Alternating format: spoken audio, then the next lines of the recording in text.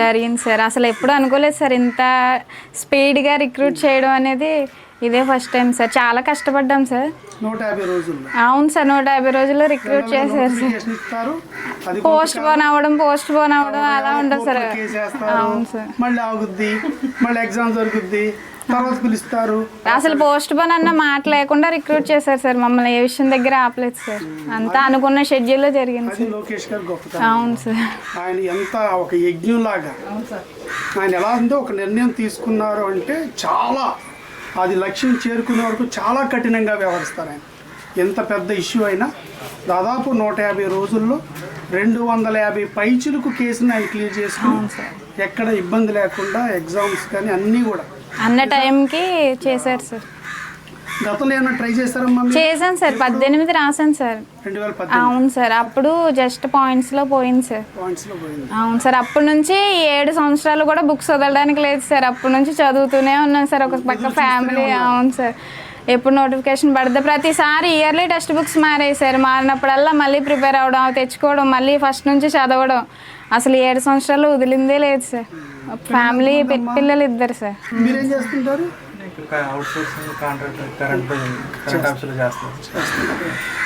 అంటే అప్పుడు 2018లో మీకు మిస్ అయిందా? అవును సార్. మళ్ళీ 2025 వరకు 7 సంవత్సరాల పాటు వెయిట్ చేస్తూ ఉండాలి, చదువుతూ వదిలేస్తే మళ్ళీ పూర్తిగా. చూసాను సార్, చాలా సంవత్సరాలు చూసి ఎక్స్ అయిపోయి ఇంకా ప్రైవేట్ స్కూల్లో కూడా వెళ్ళాను సార్. ఇంకా తర్వాత ఈ నోటిఫికేషన్ వచ్చింది అన్నాక కొంచెం నమ్మకం వచ్చింది సార్. ఇంకా అది వదిలేసి 1 year దీని మీదే కూర్చుని మళ్ళీ ఈ 7 సంవత్సరాలు కూడా వదిలేదు సార్. వెళ్ళడం జరిగింది. కష్టపడ్డారు.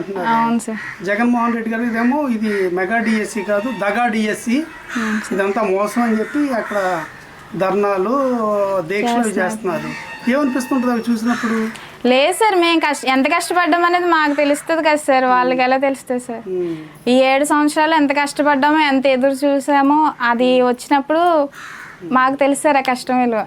వాళ్ళకి తెలియదు కదా సార్. కానీ ఏ విషయం దగ్గర ఎక్కడ ఆగలేదు సార్. అంతా ఇప్పుడు ఆన్లైన్లో కాదు సార్, అందరికీ ప్రతిదీ తెలిసింది సార్. ట్రాన్స్పరెంట్ గానే జరిగింది. మెరిట్ లిస్ట్ పెట్టడం కానీ, సెలక్షన్ లిస్ట్ పెట్టడం కానీ, ఇక్కడ వెరిఫికేషన్ పిలవడం కానీ అంతా ట్రాన్స్పరెంట్ గానే జరిగింది సార్. ఈ మధ్యలో ఎక్కడ ఏదైనా ఎవరో ఒకరు క్వశ్చన్ రేస్ చేస్తారు కదా సార్. రెండోది, వీళ్ళు ఏదైతే జగన్మోహన్ రెడ్డి గారి దగ్గరికి వెళ్ళి చెబుతున్న ప్రతి కేసుని కూడా ఇక్కడ ప్రభుత్వ ఉన్నతాధికారులు ఎందుకు వాళ్ళకి రాలేదు అనేది కూడా చాలా డీటెయిల్డ్ గా. అవును సార్, మెన్షన్ చేశారు సార్. ఎక్స్ప్లెయిన్ చేస్తున్నారు, డీటెయిల్డ్ గా సమాధానం చెప్పారు సార్. అందుకే కాలేదు అంటే కోర్టు కూడా వెళ్ళొచ్చు. అవును సార్. ఈ విధానం ప్రజాస్వామ్య వ్యవస్థలో ఇన్నుండగా మీరు పడ్డ కష్టాన్ని, మీరు నిద్రలేని రాత్రులు గడిపిన దాన్ని, మీ శ్రమని, మీ విజయాన్ని ఈరోజు నడి రోడ్లో అవమానపరుస్తుంది. ఎందుకంటే వాళ్ళ 5 ఏళ్లలో ఒక్క పోస్ట్ ఇవ్వాలి, ఒక్క నోటిఫికేషన్ లేదు, ఒక్క ఉద్యోగం ఇవ్వాలి. ఒక్క పోస్టు, ఒక్క ఉద్యోగం ఇవ్వలేని పెద్ద మనుషులు ఈరోజు వచ్చి డిఎస్సిలో అన్యాయం జరిగిపోయింది అనేది. ఇంకా విచిత్రం ఏంటంటే చంద్రబాబు నాయుడు గారి హయాంలో 196,620 మందికి ఉద్యోగాలు వచ్చాయి, టీచింగ్ ఉద్యోగాలు. అప్పటి నుంచి 1994 నుంచి ఇప్పుడు 2025 మీకు మెగా డిఎస్సి వరకు తీసుకుంటే 1,96,620 మందికి. అంటే మీరు ఎక్కడికి వెళ్ళి ఏ టీచర్ని మీరు కదిపినా మీకు ఉద్యోగం ఎప్పుడు వచ్చింది అంటే చంద్రబాబు నాయుడు గారు అయ్యాం అంటారు. అది ఆయన గొప్పతనం, అది ఆయన విజన్. అటు చంద్రబాబు నాయుడు గారికి, ఇటు లోకేష్ గారికి. ఇప్పుడు ప్రధానంగా ఈ గవర్నమెంట్ స్కూల్లో చదివే ఎవరుంటాం, నాలాంటి మీలాంటి మధ్యతరగతి ప్రజల యొక్క పిల్లలు అక్కడ చదువు. అవును సార్, మేము గవర్నమెంట్ స్కూల్లో చదివించిన మనలాంటి వాళ్ళ యొక్క పిల్లలు అక్కడ చదువుతున్నప్పుడు అక్కడ టీచర్స్ని బాగా పెట్టడం వల్ల, ఎక్కువ మందిని అంటే సరిపడా టీచర్స్ని పెట్టడం వల్ల వాళ్ళ విద్య అభివృద్ధి చెందుద్ది, వాళ్ళకి మంచి భవిష్యత్తుని ఇవ్వగలుగుతుంది. అది ఆయన లక్ష్యం. మరి జగన్మోహన్ రెడ్డి గారు 5 ఏళ్లలో ఒక్క ఉద్యోగం కూడా టీఎస్సీ టీచర్ ఉద్యోగం వేయలేదంటే 5 ఏళ్ల పాటు ఆ భవిష్యత్తుని చిదిమేసినట్టే కదా. ఇప్పుడు ఈయన వచ్చి రాగానే 16,347 ఉద్యోగాలంటే ఇన్ని వేల మందికి టీచర్ ఉద్యోగాలు ఇవ్వడం ద్వారా ఒకటి యువతకి ఉద్యోగ కల్పన చేయడం ఒకటైతే, రెండోది విద్యా వ్యవస్థలో సమూల మార్పులు, ఒక బలమైన విద్య, సమగ్రమైన విద్య, పూర్తిగా వాళ్ళకి సమయాన్ని కేటాయించగలిగే ఉపాధ్యాయులు ఉండడం, బృందం ఉండడం. ఇప్పుడు విద్యా వ్యవస్థ బలోపేతం అవుతుంది. మరి ఇప్పుడు మీరు ఇచ్చే సందేశం ఏంటి? మేము వైసీపీ వాళ్ళు అక్కడికి వచ్చి ఇదంతా దగా డిఎస్సి, వీళ్ళందరూ మోసం, డబ్బులు ఇచ్చేసి ఉద్యోగాలు తెచ్చేసుకున్నారు. మీరేమో చదివా రాత్రి పగలు నిజంగా డబ్బులు ఇచ్చి తెచ్చుకునే బలం అయితే మాలాంటి వాళ్ళకి రావు కదా సార్. రావా? రావు సార్. కరెక్ట్ అమ్మ, మంచి మాట అన్నారు నిజంగా. ఎందుకంటే మన మధ్యతరగతి కుటుంబాలు కాయ కష్టం చేసుకునేవాళ్ళు. అవును సార్. ఓకేనమ్మా, గుడ్. మరి ఇప్పుడు మీకేమన్నా ఆందోళన అనిపిస్తుంది? లేదు సార్, నిజంగా అలా జరిగే ఉంటే ఆస్పిరెంట్లో వాళ్ళే కోర్టుకు వెళ్తారు కదా సార్. వాళ్ళు వచ్చి క్వశ్చన్ చేయకలేదు. ఇప్పుడు నష్టపోయిన వాళ్ళకే ఉంటుంది కదా సార్ ఆ బాధ.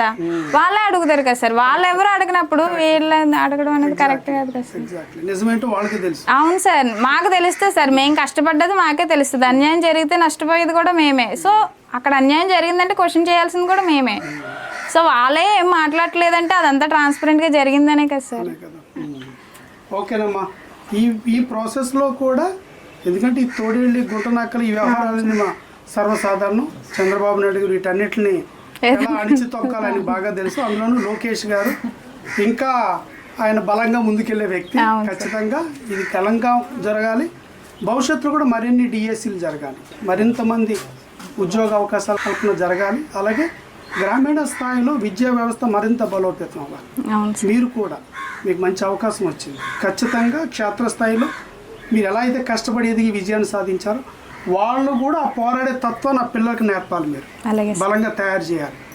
ఏదైతే చంద్రబాబు నాయుడు గారి ఆశ ఉందో, లోకేష్ గారి ఆశ ఉందో, మనందరం కలిసి దాన్ని సమిష్టిగా లక్ష్యాన్ని చేరుకునే విధంగా చేయాలి. ఓకేనండి, థ్యాంక్ యూ. మీరు కూడా చాలా బాగా సపోర్ట్ ఇచ్చారు, బలంగా చేశారు. ఈ రోజున ఆవిడ ఒక గవర్నమెంట్ ఉద్యోగస్తురాలు కాగలిగారు. నా భార్య కూడా అంతే. నేను ఎలాగా జరిగింది సార్. అసలు ఎప్పుడు అనుకోలేదు సార్ ఇంత స్పీడ్గా రిక్రూట్ చేయడం అనేది. ఇదే ఫస్ట్ టైం సార్. చాలా కష్టపడ్డాం సార్. 150 రోజుల్లో. అవును సార్, 150 రోజుల్లో రిక్రూట్ చేశారు సార్. పోస్ట్ పోన్ అవ్వడం అలా ఉండదు సార్. అవును సార్. మళ్ళీ ఆగుద్ది, మళ్ళీ ఎగ్జామ్ జరుగుద్ది, తర్వాత పిలుస్తారు. అసలు పోస్ట్ పోన్ అన్న మాట లేకుండా రిక్రూట్ చేశారు సార్. మమ్మల్ని ఏ విషయం దగ్గర ఆపలేదు సార్. అంతా అనుకున్న షెడ్యూల్లో జరిగింది సార్. లోకేష్ గారు గొప్పతనం. అవును సార్. ఆయన ఎంత ఒక యజ్ఞం లాగా ఆయన ఎలా ఉందో ఒక నిర్ణయం తీసుకున్నారు అంటే చాలా అది లక్ష్యం చేరుకునే వరకు చాలా కఠినంగా వ్యవహరిస్తారు ఆయన. ఎంత పెద్ద ఇష్యూ అయినా దాదాపు 150 రోజుల్లో 250 పైచులకు కేసుని ఆయన క్లియర్ చేసుకుని ఎక్కడ ఇబ్బంది లేకుండా ఎగ్జామ్స్ కానీ అన్నీ కూడా అన్న టైంకి చేశారు సార్. గతంలో ఏమైనా ట్రై చేశారమ్మా? చేశాను సార్, 18 రాశాను సార్. 2018. అవును సార్, అప్పుడు జస్ట్ పాయింట్స్లో పోయింది సార్. అవును సార్, అప్పటి నుంచి 7 సంవత్సరాలు కూడా బుక్స్ వదలడానికి లేదు సార్. అప్పటి నుంచి చదువుతూనే ఉన్నాను సార్. ఒక పక్క ఫ్యామిలీ. అవును సార్, ఎప్పుడు నోటిఫికేషన్ పడితే ప్రతిసారి ఇయర్లీ టెక్స్ట్ బుక్స్ మారాయి సార్. మారినప్పుడల్లా మళ్ళీ ప్రిపేర్ అవ్వడం, తెచ్చుకోవడం, మళ్ళీ ఫస్ట్ నుంచి చదవడం. అసలు 7 సంవత్సరాలు వదిలిందే లేదు సార్. ఫ్యామిలీ, పిల్లలు 2 సార్. మీరేం చేస్తుంటారు?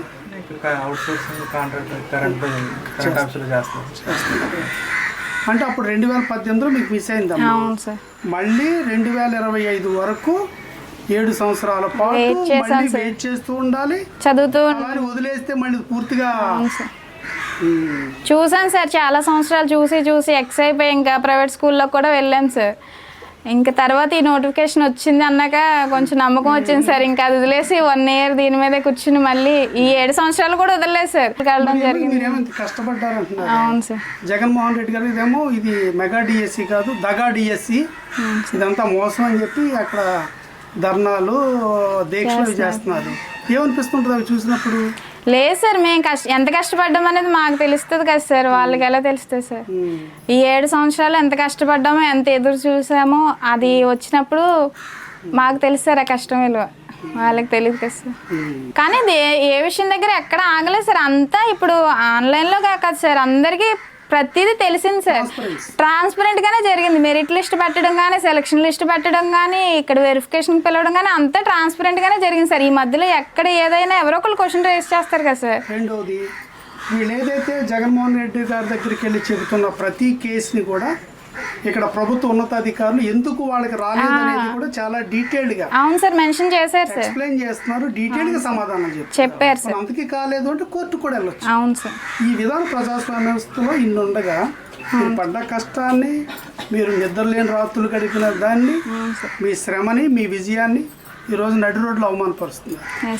ఎందుకంటే వాళ్ళు 5 ఏళ్లలో ఒక్క పోస్ట్ ఇవ్వాలి, ఒక్క నోటిఫికేషన్ లేదు, ఒక్క ఉద్యోగం ఇవ్వాలి. ఒక్క పోస్టు, ఒక్క ఉద్యోగం ఇవ్వలేని పెద్ద మనుషులు ఈరోజు వచ్చి డిఎస్సీలో అన్యాయం జరిగిపోయింది, అనేది. ఇంకా విచిత్రం ఏంటంటే చంద్రబాబు నాయుడు గారి హయాంలో 196,620 మందికి ఉద్యోగాలు వచ్చాయి, టీచర్ ఉద్యోగాలు. అప్పటి నుంచి 1994 నుంచి ఇప్పుడు 2025 మీకు మెగా డిఎస్సి వరకు తీసుకుంటే 1,96,620 మందికి. అంటే మీరు ఎక్కడికి వెళ్ళి ఏ టీచర్ని మీరు కదిపినా మీకు ఉద్యోగం ఎప్పుడు వచ్చింది అంటే చంద్రబాబు నాయుడు గారు హయాం అంటారు. అది ఆయన గొప్పతనం, అది ఆయన విజన్. అటు చంద్రబాబు నాయుడు గారికి ఇటు లోకేష్ గారి గారు. ఇప్పుడు ప్రధానంగా ఈ గవర్నమెంట్ స్కూల్లో చదివే ఎవరుంటాం, నాలాంటి మీలాంటి మధ్యతరగతి ప్రజల యొక్క పిల్లలు అక్కడ చదువు. అవును సార్, మేము గవర్నమెంట్ స్కూల్లో చదివచ్చిన వాళ్ళమే కదా సార్. అవును సార్, మనలాంటి వాళ్ళ యొక్క పిల్లలు అక్కడ చదువుతున్నప్పుడు అక్కడ టీచర్స్ని బాగా పెట్టడం వల్ల, ఎక్కువ మందిని అంటే సరిపడా టీచర్స్ని పెట్టడం వల్ల వాళ్ళ విద్య అభివృద్ధి చెందుద్ది, వాళ్ళకి మంచి భవిష్యత్తుని ఇవ్వగలుగుతుంది. అది ఆయన లక్ష్యం. మరి జగన్మోహన్ రెడ్డి గారు 5 ఏళ్లలో ఒక్క ఉద్యోగం కూడా టీఎస్సీ టీచర్ ఉద్యోగం వేయలేదంటే 5 ఏళ్ల పాటు ఆ భవిష్యత్తుని చిదిమేసినట్టే కదా. ఇప్పుడు ఈయన వచ్చిన రాగానే 16,347 ఉద్యోగాలంటే ఇన్ని వేల మందికి టీచర్ ఉద్యోగాలు ఇవ్వడం ద్వారా ఒకటి యువతకి ఉద్యోగ కల్పన చేయడం ఒకటైతే, రెండోది విద్యా వ్యవస్థలో సమూల మార్పులు, ఒక బలమైన విద్య, సమగ్రమైన విద్య, పూర్తిగా వాళ్ళకి సమయాన్ని కేటాయించగలిగే ఉపాధ్యాయులు ఉండడం, బృందం ఉండడం, ఇప్పుడు విద్యా వ్యవస్థ బలోపేతం అవుతుంది. మరి ఇప్పుడు మీరు ఇచ్చే సందేశం ఏంటి? మేము వైసీపీ వాళ్ళు అక్కడికి వచ్చి ఇదంతా దగా డిఎస్సి వీళ్ళందరూ మోసం డబ్బులు ఇచ్చేసి ఉద్యోగాలు తెచ్చేసుకున్నా అన్నారు, మీరేమో చదివాం రాత్రి పగలు. నిజంగా డబ్బులు ఇచ్చి తెచ్చుకునే వాళ్ళం అయితే మాలాంటి వాళ్ళకి రావు కదా సార్. రావు సార్. కరెక్ట్ అమ్మా, మంచి మాట అమ్మా. నిజంగా ఎందుకంటే మన మధ్యతరగతి కుటుంబాలు కాయ కష్టం చేసుకునేవాళ్ళు. అవును సార్. ఓకేనమ్మా, గుడ్. మరి ఇప్పుడు మీకేమన్నా ఆందోళన అనిపిస్తుంది? లేదు సార్, నిజంగా అలా జరిగే ఉంటే ఆస్పిరెంట్లో వాళ్ళే కోర్టుకు వెళ్తారు కదా సార్, వాళ్ళు వచ్చి క్వశ్చన్ చేయకలేదు. ఇప్పుడు నష్టపోయిన వాళ్ళకే ఉంటుంది కదా సార్ ఆ బాధ, వాళ్ళే అడుగుతారు కదా సార్. వాళ్ళు ఎవరు అడిగినప్పుడు వీళ్ళని అడగడం అనేది కరెక్ట్ కాదు కదా సార్. నిజమేంటో వాళ్ళకి తెలుసు. అవును సార్, మాకు తెలుస్తుంది సార్, మేము కష్టపడ్డది మాకే తెలుస్తుంది. అన్యాయం జరిగితే నష్టపోయేది కూడా మేమే. సో అక్కడ అన్యాయం జరిగిందంటే క్వశ్చన్ చేయాల్సింది కూడా మేమే. సో వాళ్ళే ఏం మాట్లాడలేదంటే అదంతా ట్రాన్స్పరెంట్గా జరిగిందనే కదా సార్. ఓకేనమ్మా, ఈ ప్రాసెస్లో కూడా ఎందుకంటే ఈ తోడేళ్ళి గుంటనక్కలు ఈ వ్యవహారాలని మా సర్వసాధారణం. చంద్రబాబు నాయుడు గారు వీటన్నిటిని ఎలా అణిచి తొక్కాలని బాగా తెలుసు. అందులోనూ లోకేష్ గారు ఇంకా ఆయన బలంగా ముందుకెళ్లే వ్యక్తి. ఖచ్చితంగా ఇది తెలంగాణ జరగాలి, భవిష్యత్తులో కూడా మరిన్ని డిఎస్సీలు జరగాలి, మరింత మంది ఉద్యోగ అవకాశాల కల్పన జరగాలి. అలాగే గ్రామీణ స్థాయిలో విద్యా వ్యవస్థ మరింత బలోపేతం అవ్వాలి. మీరు కూడా మీకు మంచి అవకాశం వచ్చింది. ఖచ్చితంగా క్షేత్రస్థాయిలో మీరు ఎలా అయితే కష్టపడి ఎదిగి విజయాన్ని సాధించారో వాళ్ళు కూడా ఆ పోరాడే తత్వం నా పిల్లలకి నేర్పాలి, మీరు బలంగా తయారు చేయాలి. ఏదైతే చంద్రబాబు నాయుడు గారి ఆశ ఉందో, లోకేష్ గారి ఆశ ఉందో, మనందరం కలిసి దాన్ని సమిష్టిగా లక్ష్యాన్ని చేరుకునే విధంగా చేయాలి. ఓకేనండి, థ్యాంక్ యూ. మీరు కూడా చాలా బాగా సపోర్ట్ ఇచ్చారు, బలంగా చేశారు. ఈ రోజున ఆవిడ ఒక గవర్నమెంట్ ఉద్యోగస్తురాలు కాగలిగారు. నా భార్య కూడా అంతే, నేను ఎలాగో అటు ఇటు తిరుగుతుంటాను, ఆవిడ ప్రభుత్వ ఉద్యోగం. ఓకేనమ్మా, నమస్కారం. ఓకే తల్లి.